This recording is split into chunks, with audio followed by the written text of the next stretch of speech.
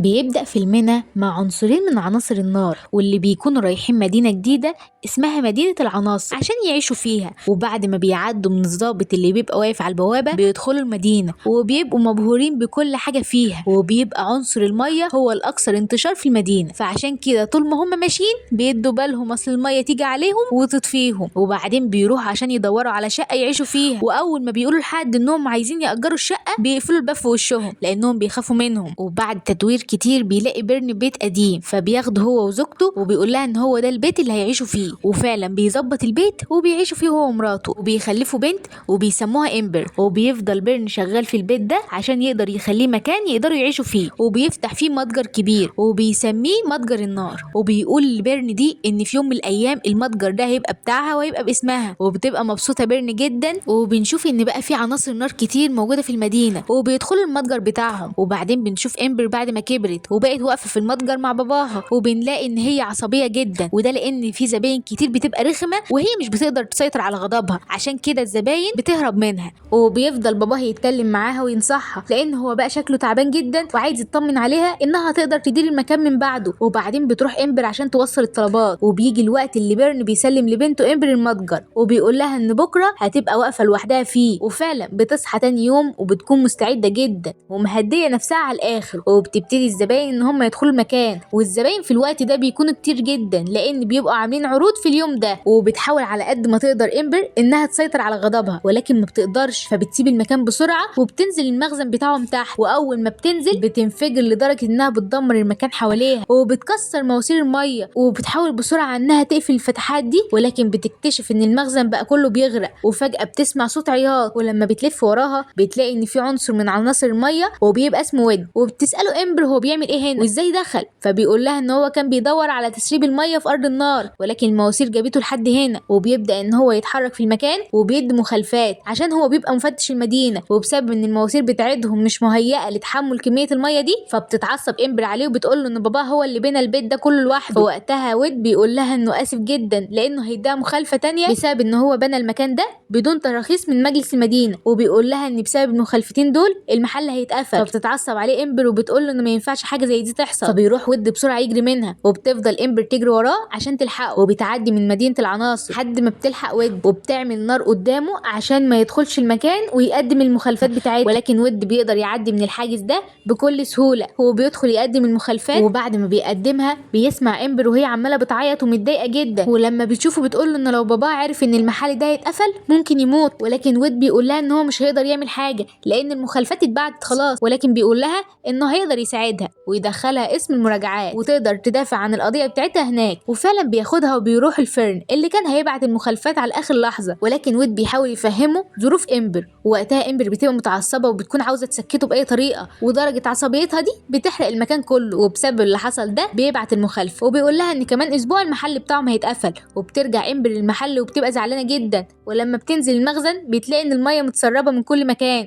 وبتلاقي ان باباها تعبان جدا وكان هيقع منها لانه بيبقى زعلان ان البيت بتاعه وصل لكده. ومامتها بتبتدي تحكي لها هم ازاي وصلوا لحد هنا، وبتحكي ان هم كانوا عايشين مع اهاليهم في مدينه النار وان كان باباها ليه المحل بتاعه اللي بيحبه، ولكن في يوم من الايام حصلت عاصفه قويه جدا دمرت كل المكان، وده اللي خلى باباها يفكر ان هم يهربوا من المدينه. فبتروح امبر وبتوعده انها تقدر تحافظ على المحل بتاعه لاخر لحظه من عمرها. فتاني يوم بتروح امبر عشان تقابل رئيسه المجلس اللي اسمها جين عشان تفهمها وتوضح لها موقفها. وبتدخل وبتكون جين دي موجوده في ماتش كره هوائيه وبتكون متكونه من عناصر الهواء، وبتحاول تفهمها ان الموضوع مهم ويخص مستقبلها، وبتكون عاوزاها تشيل كل المخالفات اللي موجوده على بيتهم. فبتقول لها ان المحل بتاعهم عليه مخالفات بسبب تسريب الميه، ولكن وقتها وود وامبر بيحاولوا يتفقوا معاها انهم هيتصرفوا ويعرفوا مكان التسريب ده جه منين وهيجيبوا الصيانه ويصلحوه في اقرب وقت. فبتوافق، ولكن بتقول لهم لو ما عرفتوش تحلوا المشكله دي المحل بتاع بابا هيتقفل وهيهدوه. وبيروح وود وامبر للقريه بتاعه النار وبيحكي لها هناك ان في الوقت اللي كان بيدور فيه على مكان التسريب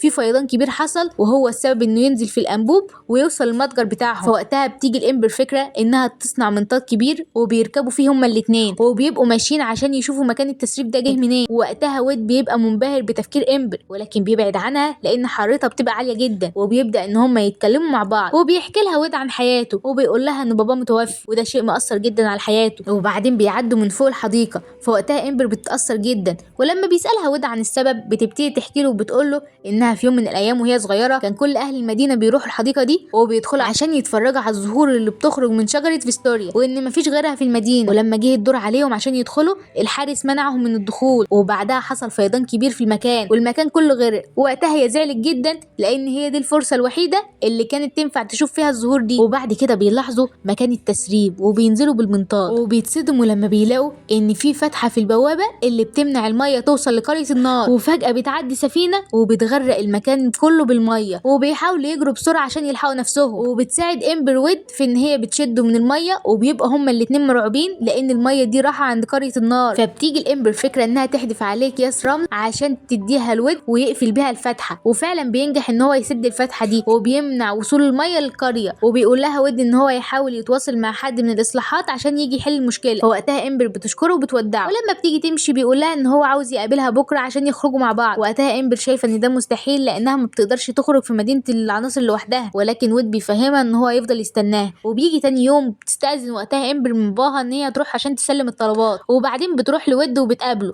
وبيخرجوا سوا وبيقضوا هما الاتنين وقت سعيد مع بعض، وبيبان ان هما معجبين ببعض ولكن محدش بيقدر فيهم يلمس التاني. وفي نهايه اليوم بتروح امبر وهي مبسوطه جدا. وتاني يوم بنلاحظ ان الميه رجعت تتسرب تاني، وبعدين بنشوف امبر وهي في المتجر بتبيع للزباين وبتبقى اعصابها هاديه جدا. ولكن فجاه انبوب بينفجر وبيسبب تسريب ميه، وبيروحوا يجروا على الشعله الزرقاء بتاعتهم عشان يحموها. لكن امبر بتقفل مكان التسريب بسرعه وبتتفاجئ ان في حد باعت لها زهور، وبتاخد بالها ان ود موجود جوه الزهور دي، فبتاخدها بسرعه وبتنزل المخزن. وهناك بيقول لها ود ان اكياس الرمل ما قدرتش انها تمنع التسريب، وان وحده الاصلاح ما رضتش انها تحل المشكله لان حصلت له مشكله قبل كده بسبب التسريب ده. وبتبقى متوتره جدا لان بكره اخر يوم في المده اللي جين سابتها لهم. وبينزل والدهم المخزن وبيتعصب جدا وقتها، وامبر بتفهمه ان مش ده اللي بوظ انابيب الميه، وبتقوله ان ده يبقى مفتش الطعام. وبياخدوا باباها عشان يختبره وبيحط اكله قدامه وبيبقى حرارته عاليه جدا. وبالفعل ودي بياكل منه ولكن بيتاذى جدا وبيحاول يقلل حرارته بالميه، وبيقول ان هو كده طعمه احسن. ولكن وقتها والد امبر بيتعصب وبيخرجوا بره المتجر. وبعدين بتخرج امبر وبتقابل ود وبيكونوا بيعبوا الرمل في اكياس عشان يسدوا بيه الفتحات، ولكن ود بيفهمها انها مش هتنجح لانهم عملوها قبل كده. فبتبقى قاعده امبر متضايقه جدا وحاسه ان هي السبب في كل اللي حصل، وانها عايزه تساعد باباها باي شكل بس مش عارفه. وفجاه بيتحول الرمل اللي تحتها لازاز من كتر الحراره، فبيجي الامبر فكره وبتروح بسرعه على فتحه التسريب وبتحول كل اكياس الرمل اللي موجوده لازاز، وده بيمنع تسريب الميه. وبيقول وقتها ود لامبر ان هو يخلي جين تشوف اللي عملوه عشان ترضى تشيل المخالفات. وبتروح امبر البيت وبتلاقي ان باباها حالته بتسوء اكتر، فبتخرج من المكان وبتكون مامتها بتراقبها وبتروح لود عشان تساله لو عرف يتواصل مع جين. فبيقول لها لحد دلوقتي لسه ما كلمهاش، وبيعزمها انها تدخل تاكل معاهم في المطعم وتتعرف على عيلته. وبتدخل عشان تتغدى معاهم وبتتعرف على مامته، وبيفضلوا كلهم يتكلموا سوا وبيقوموا عشان يلعبوا لعبه كده اللي يقدر يعيط التاني الاول. وبيحاول ود ان هو يخلي امبر تعيط، ولكن امبر بتقول انها عمرها ما عيطت. فبيقول لها ان هو قبل ما يعرفها ما كانش كويس، ومن بعد ما عرفها هو شاف الحياه بطريقه مختلفه وانه عايز يعيش معاها باقي حياته. وفي الوقت ده بتتاثر امبر بكلامه وبتعيط. وفي نفس اللحظه دي بتيجي رن التليفون وبتكون جين هي اللي بتتصل وبتقول لود انها عجبتها فكره الزجاج المنصهر اللي سد التسريب وان هي تشيل مخالفات من على المتجر امبر. فبتخرج امبر من البيت وبتودعه وبتشكره على استضافته. وقبل ما تمشي بتعرض عليها مامتها انها تروح تشتغل في شركه كبيره لصناعه الزجاج المنصهر لانها شكلها موهوبه فيه، بس هيبقى الكلام ده في مدينه تانية. وقتها امبر بتفهم كلامها غلط وان هي عايزاها تبعد عن ابنها، فبتاخد الدراجه بتاعتها وبتجري بسرعه عاليه وبيركب ود وراها وبيحاول يفهمها ان مامته مش قصدها كده. فبتبقى متعصبه جدا لحد ما بتوصل قدام المتجر وبتقول انها عرفت هي ليه كانت دايما متعصبه وهي واقفه بتبيع في المتجر لان ده مش حلمها وده يبقى حلم باباها. وفي نفس الوقت بتظهر مامتها واللي بتتضايق جدا ان هي خرجت مع حد من عنصر الميه، وبتقول لها ان مستحيل الميه والنار يختلطوا سوا، وبتاخدهم عشان تثبت لهم بالاختبار. وبتطلب من امبر تولع عود من الخشب وبتطلب نفس الطلب من ود، ولكن وقتها ما بيقدرش انه يولعه لان هو من الميه. ولكن بيجيله فكره وبيستغل الضوء اللي خارج من امبر وبيجمعه في نقطه واحده وبيولع بيه العود. وقبل ما الاختبار يكتمل بيسمعوا صوت والد امبر فبيتخضوا جدا وبيخرجوا ود من المحل بسرعه. وبيدخل والدها وبيقول لها ان هو اخيرا هيتقاعد بعد يومين وهيعمل حفله كبيره ويعرف كل الناس ان امبر هي اللي هتبقى المسؤوله عن المحل اليومين الجايين. وبيوري لهم اليافطه الجديده واللي بيبقى مكتوب عليها اسم امبر وبيسيبها ويمشي. وبتفضل امبر طول الليل قاعده جنب اليافطه دي وبتعيط لان ده مش بيبقى حلمها خالص. وتاني يوم بتروح لود البيت وبتودعه وبتدي له هديه عباره عن كره كانت صنعاها من الرمل عشان تودعه، ولكن بياخدها ود وبيوديها الحديقه العامه، وبيعدوا من السور وبيدخلها المدخل الرئيسي واللي بيودع عند زهرة فيستوريا. وجوه بيقابلوا جين وبيسأل ود امبر لو هي لسه عايزه تشوف زهرة فيستوريا، وبتعمل جين فقاعه كبيره من الهواء تحت الميه، وبيقول لها ان الفقاعه دي هتبقى تحت الميه لمده 20 دقيقه بس، وبتدخل امبر جواها وبياخدها ود تحت الميه عشان يوريها زهور فيستوريا، وبتتفرج امبر على الزهور وهي مبسوطه جدا، وبتبقى مبسوطه اكتر ان هي موجوده مع ود. ولكن بيلاحظوا ان الفقاعه بدات ان هي يدخل لها ميه، فبياخدها بسرعه عشان يخرجها بره، وعلى اخر لحظه بيقدر انه ينقذها. ولما بيخرجوا بيبقوا مبسوطين جدا، فبيقرب منها ود وبيمد لها ايده عشان يلمسها، ولكن بتقول له امبر ان ده مستحيل وان ممكن حد فيهم يتاذى، فبيقول لها ود ما ينفعش تحكم على حاجه من غير ما تجربها. ومع زن الكتير امبر في الاخر بتقتنع، وبتمد ايديها وبيلمسوا بعض، وبيتفاجئوا ان مفيش اي حاجه حصلت، وبيبقوا مبسوطين جدا وبيقعدوا يرقصوا سوا. لكن فجاه بتفتكر باباها والمحل وبتسيبه عشان تمشي، فوقتها بيقول لها ود ان ده مش الحلم بتاعها، وانها المفروض تختار الحياه اللي هي عاوزاها. فبتقول له امبر انها ملهاش اختيارات، لان باباها تعب على المتجر ده سنين كتير، وما ينفعش في يوم من الايام هي تتخلى عنه وتسيبه عشان خاطره. وتاني يوم بيبقى في ناس كتير قاعده بره المتجر عشان بيعملوا حفله ان امبر هي اللي هتتولى امر المحل، وبيجي باباها وبيقدم لها الشعله الزرقاء، ولكن قبل ما تلمسها بيدخل عليها ود وبيتكلم ويقول ان في اسباب كتير تمنع ان علاقتهم دي تكمل، ولكنهم لمسوا بعض ومفيش اي حاجه حصلت. وبالغلط بيقول ان امبر كانت السبب في تسريب الميه، ولكن بيكمل كلامه بيعترف لها بحب، ولكن امبر وقتها بتتعصب جدا منه وبتقول ان هي مش بتحبه، وبتقول له يمشي من هنا، فبيزعل ود جدا وبيسيب لها المكان ويمشي، وبيدي لها الهديه بتاعتها. وبيبقى والد امبر متضايق جدا منها عشان بنته حبت واحد من عنصر الميه، وبيتضايق اكتر انها كدبت عليه وان هي كانت السبب في تسريب الميه، وبيلغي التقاعد بتاعه وبيدخل المتجر تاني. وفجاه بنلاقي تاني يوم ان البوابه اللي كانت معموله عشان تمنع تسريب الميه بتتكسر من كتر ضغط الميه، وفجاه بيقع برج بيدمر الجسم والميه كلها بتتدفق ناحيه قريه النار. وفي الوقت ده امبر بتلاحظ كل اللي حصل، وبتركب الدراجه بتاعتها بسرعه وبتجري بسرعه عاليه عشان تروح تحذر اهلها. وبنشوف ود اللي كان بيودع اهله لانه كان هيسيب مدينه العناصر ويمشي، ولكن لما بيعرف ان الميه هتغرق قريه النار بيروح بسرعه عشان يساعدها. وبتفضل امبر تجري عشان الميه ما توصلهاش، ولكن بتوصل للدراجه بتاعتها فبتسيبها وبتطلع على العربيه. وبنشوف باباها ومامتها وهم واقفين على خشب عشان يحموا نفسهم، وبيكون باباها عاوز يدخل المتجر عشان ياخد الشعله الزرقاء بتاعتهم، ولكن مامتها ما بترضاش. وامبر وقتها بتحاول انها تنط من مكان لمكان عشان تدخل المتجر، وبتلاقي ان الميه بدات انها تتسرب من الباب، وبتلاقي ان ود خلاها من الفتحه بتاعه المفتاح وبيساعدها عشان يمنعوا التسريب ده، وبتقول له ان هو يثبت الباب لحد ما هي تحول الرمل لازاز وتحمي الشعله الزرقاء. ولكن بسبب ضغط الميه بتدخل بطريقه صعبه للمكان وبتكسر الحاجز اللي امبر صنعته، وبتطفي الشعله وبتتحبس امبر في مكان لوحدها. ولكن بتتفاجئ ان ود دخل معاها وقدر يحافظ على جزء من الشعله دي، وبتستخدم امبر النار وبتسد الاماكن اللي بتتسرب منها الميه. وبسبب شده الحراره بيبدا ود ان هو يتبخر، وبيجي لهم فكره ان هم يخرجوا من المدخنه، ولكن الحطام بيقفل المدخنه وما بقاش ليهم اي مخرج. فبتقول له امبر انها تشيل الحطام ده عشان ما يتبخرش، فبيحذرها ود انها لو عملت كده الميه هترجع تتسرب تاني وهي اللي هتطفي. ووقتها ما بيبقوش عارفين يعملوا ايه، لانهم لو حاولوا انهم يشيلوا الحطام امبر هتموت، ولو حاولوا انهم يفضلوا قاعدين في المكان ود هيتبخر. ولكن ود بيطمنها وبيمسك ايديها وبيعرفها ان هو عايش اجمل لحظات حياته معاها، وبيعترفوا لبعض في الوقت ده ان هم بيحبوا بعض، ووقتها بيحضنوا بعض. وبعد كده بنلاقي ان الميه جفت، وبيفتحوا المكان اللي امبر فيه، وبيكتشفوا انها لوحدها وان ود اتبخر، وبتبقى واقفه زعلانه جدا وبتعتذر لباباها ان المتجر بتاعه اتدمر بسببها، وان ود اختفى بسببها برضه، وبتديله الشعله اللي معاها وبتعترف ليه انها مش عايزه تدير المحل بتاعه لان ده مش حلمها. وبعدين فجاه بيسمعوا صوت عياط، ولما بتدخل المكان بتلاقي ان السقف فيه قطرات ميه، وبيجي لها فكره انها تفضل تحكي قصص حزينه